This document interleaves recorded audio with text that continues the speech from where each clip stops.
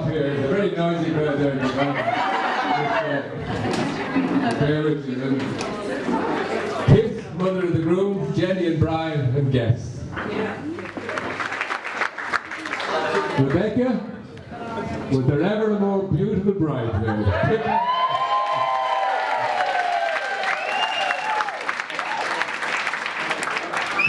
eat your heart there. She's so beautiful, the doctor took her, brought her around the hospital to show her off to everybody. And anything changed, still is beautiful today.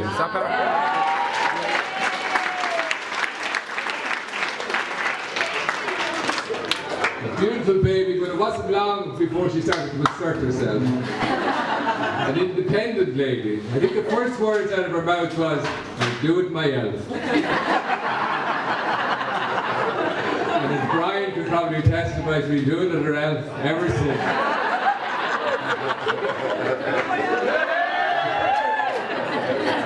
At the age of 3, she's sitting at home, probably a bit bored and fed up with nothing much going on. And there's a play school across the road from us, and she sees the kids going in. So she decides she'll join them. So she knocks on the door, checks into the play school, and she stayed there whatever day suited her until she went to Beaufort about 2 years later. She sailed through Beaufort, seemingly effortlessly, passing the exams. She did all the extracurricular stuff like the plays, the hockey, a little bit of Bible reading, smoking in the jacks, bicycle shed, the back lane, or anywhere else you could find. Hockey she did like she did in all things in her own terms and her own pace. When most kids are substituted at half time, the kids are mortified, the parents are mortified.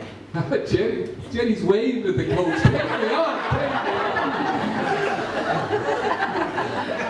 on. So on into UCD, and she met her whole new coterie of friends. And with a minimum of hours, I'm not sure how many, she managed to get through. When all of our gang were 21, Rosanna get a cake with the top of it depicted with the particular passions at the time. Ian had a rugby ball, Emma had a phone, and that's even before mobile. But Jennie had a figure of herself draped over the UCD bar with her books strewn around.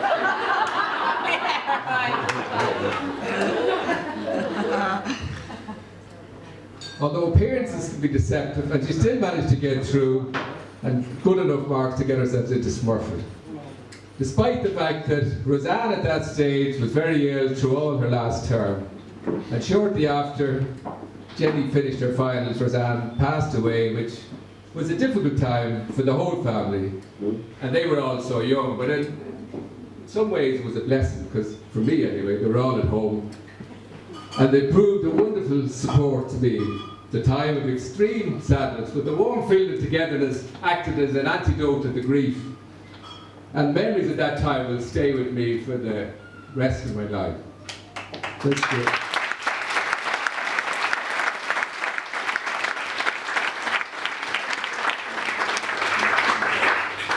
That was the hard part. It's amazing how circumstances can change, and things like skills hitherto unknown, and all our children suddenly came to the fore. Up to that, they didn't know where the oven or the dishwasher and the washing machine were. It suddenly became domesticated. And Jennie unearthed culinary skills hitherto unknown, and like a genie out of a bottle, she suddenly developed these cookery skills. Looked as if she was cooking all her life.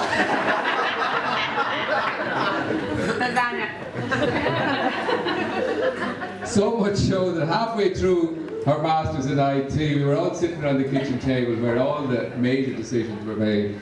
And she announced to us all that she hated IT, hated the course, hated everyone in it, couldn't understand the answer, couldn't even understand the question. And with her new culinary skills, she was going to go off to Ballymaloe to become a chef. Which made perfect sense. Jesus. So, with a little gentle persuasion, persuaded, she agreed to continue on with the computer. And in amid all the emotion and all the tears, she said, "I'm going to do one anyway." And she did. I'm really not sure how. But she swore that she'd never look at an IT program again. And I'm not sure if she ever forgave me. Table bud. Although she still stayed home with us, myself and Rebecca, until she was 29. And it was wonderful company. And it was the cornerstone of our Sunday dinners, cobbling together all sorts of gastronomic delights. We saw her through her various occupations and got to know many of her friends and the odd boyfriend. And I was delighted to have her at home because she helped in so many ways, doing so much and even looking after my accounts. And at one point having to survive a visit from the VAT inspector, which she handled. In some cases, daughters of widowers can sometimes resent the introduction of a new person in your life. Jesus, not this guy. When I finally met the lovely Helens, there was no way they were ever going to let her go. All their prayers had been answered and they found their Saviour. So having got me fixed up, she headed off to her trip around the world, started in South America. So she headed off with Mark, but spent a lot of the time on her own, which was very brave for a young girl at 29. So at first she based herself in with Father Liam, an Irish priest who had a mission over in Argentina caring for handicapped abandoned children, and where, as well as helping all the children, she managed to use her fundraising skills and establishing a tax-free status for the charity, and also setting up a direct debit facility which gave them a regular income, which I'm sure is welcome to them all. But it wasn't all hardship, as you can imagine, as her time was interspersed with times in Rio with her two sisters, Buenos Aires, Peru, Bolivia, and an infamous trip to Machu Picchu where herself and Marg headed up to Machu Picchu, and you can hike or you can go by train. They missed the hike, they missed the train, they ended up crawling up the railway lines, and finally, with the altitude clawing at their breaths, they got to one of the 7 wonders of the world, as the sun rose on it, but somehow it was lost. But they called it Machu F and Picchu. Anyway, to hear the rest about that, so you'll have to just buy the book. When Brian met Jenny, it was obvious they were made for one another. Tall, dark, handsome, there was Annette smiling down at her. Even more relaxed than Jenny.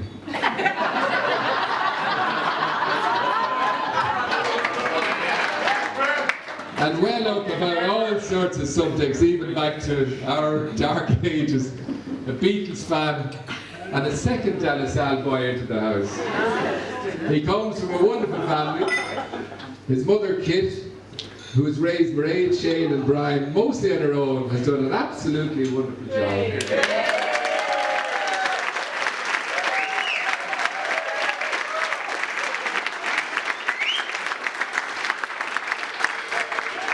And Kit, you can be nothing but proud of Brian, who is an absolute credit to you.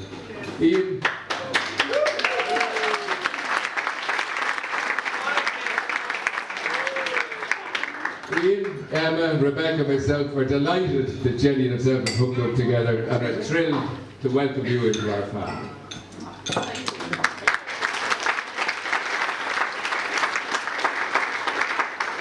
As we're also very proud of Jenny and think she's an absolute star.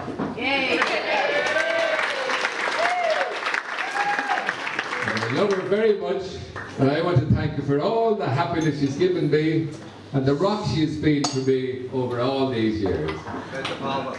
I know both of them are very happy together, and I would just like to wish you every possible happiness in the world.